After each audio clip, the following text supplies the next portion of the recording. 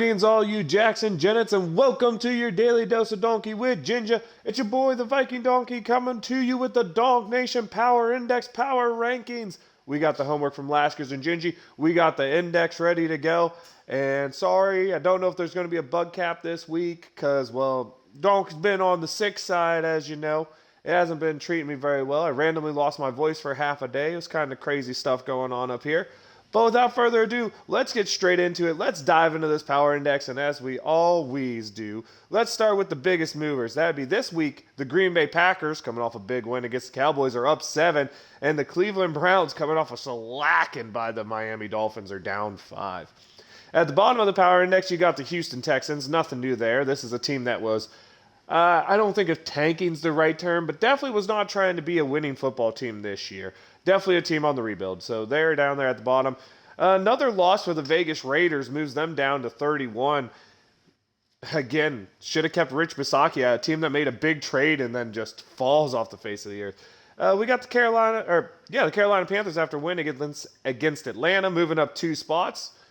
They say they want to get some playing time for Sam Darnold. We'll see what happens there as they're evaluating every quarterback on that roster. Chicago Bears are down 3, but Justin Fields is turning into must-watch football. Another 60-yard touchdown run, another 150 yards on the ground as a quarterback. This dude is just lighting it up. Coming in at 28, we got the New Orleans Saints. Andy Dalton's not the answer. That offense looked terrible against the Pittsburgh Steelers. Not much to say there.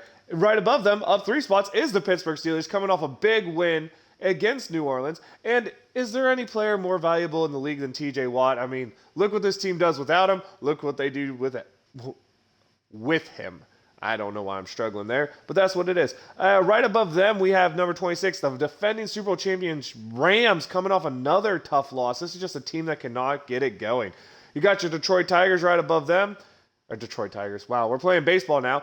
Detroit Lions, right above them, coming in at 25 as it wasn't pretty. Never is with them. But a 1-point win against Chicago, that's what you got to do. Jaguars fall 3 spots down to 24. Young team, learning a new quarterback. See what happens there as you're seeing some playmakers start to come around in Jacksonville. Cleveland's down here at 23. Deshaun Watson better be the answer because they are not getting the job done right now. And the problem isn't their offense, which is a top 10 unit. It's their defense. Denver Broncos coming at 22. Do you want to talk about Jekyll and Hyde? Not able to get the job done as Russell Wilson. Theories that he's calling audibles that were from his Seattle days. You're talking the best defense in the league mixed with the worst offense in the league. Really weird combinations why they're at 22. 21, you got the Arizona Cardinals. Colt McCoy gets the job done again in what was a battle of the backups when they played the Rams. Colt McCoy is your ultimate backup, and who knows, maybe he'll get a couple more games to get a couple more wins for him. Indianapolis comes in after a win this week, but not much to say there. They weren't allowing their previous coach to play Matt Ryan because they wanted to save the money, but then they decided to fire him, hire Jeff Saturday, and now Matt Ryan's allowed to play football games again. Really weird stuff going on there in Indy. 19, you got Atlanta.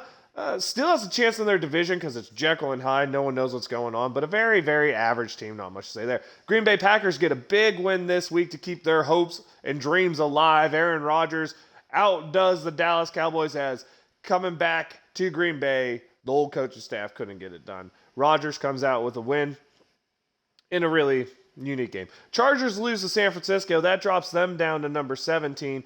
Again, defense isn't getting it done, and with the injuries, Herbert's not getting it done. Washington moving up again as all Tyler Heineke does is win football games. They're up to number 16. Tampa Bay comes in at number 15 as Tom Brady does Tom Brady things and wins the game at the end. San Francisco comes in at number 14. They actually fell down a spot even though I believe they won this week, but offense does just enough and that defense looks pretty good.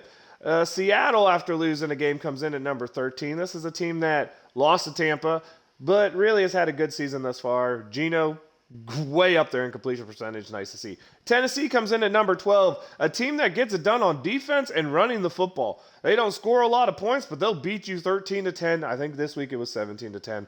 But same premise. New England just misses the top 10 as, again, another Jekyll and Hyde team. Some weeks they're really good. Some weeks they're meh. Cincinnati's coming in At the number 10 spot, this is the team coming off a bye week, so nothing really to say about them this week. They held that spot last week. Jets fall down to number 8 after a loss. But again, they had a bye week this week. Last week was a loss. They had a bye week this week, so not much movement for them. Miami moves up to number 8, and this is a team when Tua's healthy, they win football games. Did it again. Love to see where they go with just Tua playing this whole year. They might be the class of the AFC if that was the case. Giants come in at number 7. Again, top 10 defense, mediocre offense. That's why you see them so far down the list, even though they have such a good record.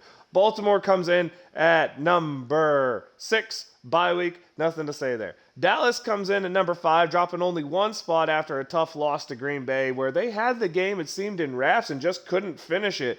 Defense really gave up a lot of points there.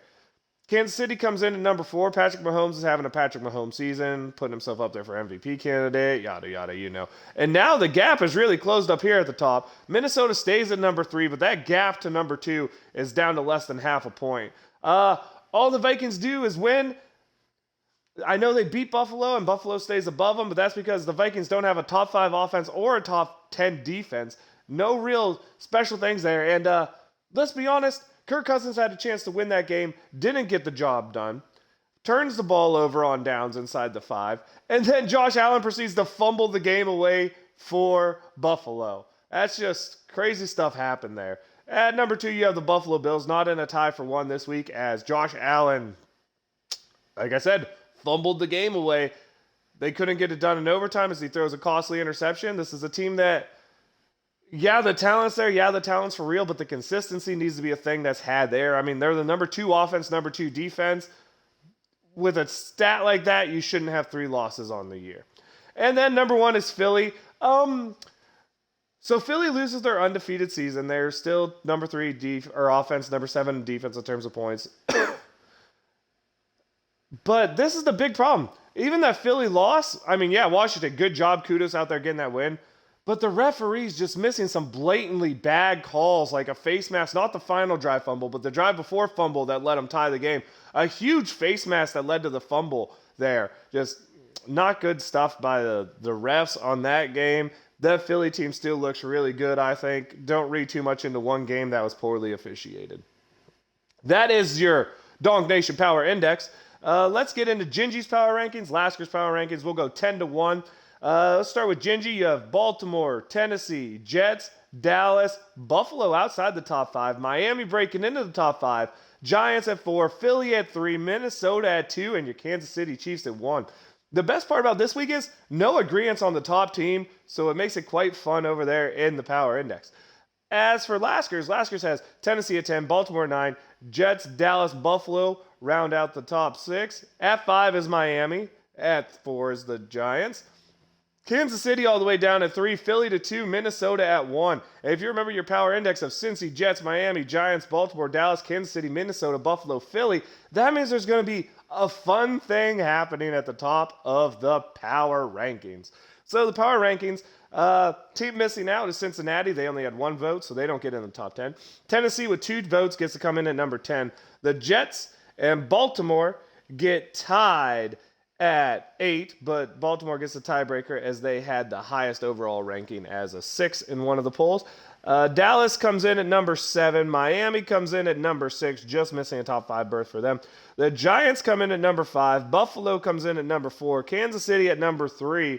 And then the ultimate of ultimate ties, as there is no way to break this tie, is Minnesota and Philly tying the 1/2 spot this week. We'll call them 1A, 1B, both from the NFC, as both come in with a first place, a second place, and a third place vote for those 2 teams. Kind of unique, kind of fun to see. I hope y'all enjoyed the power rankings, the power index. I hope it gave you a little bit of a fun stat for each team.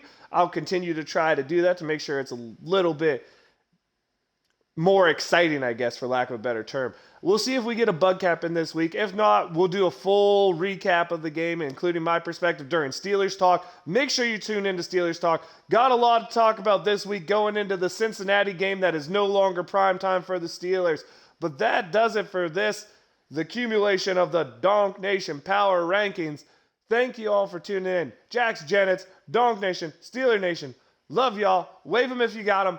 Here we go.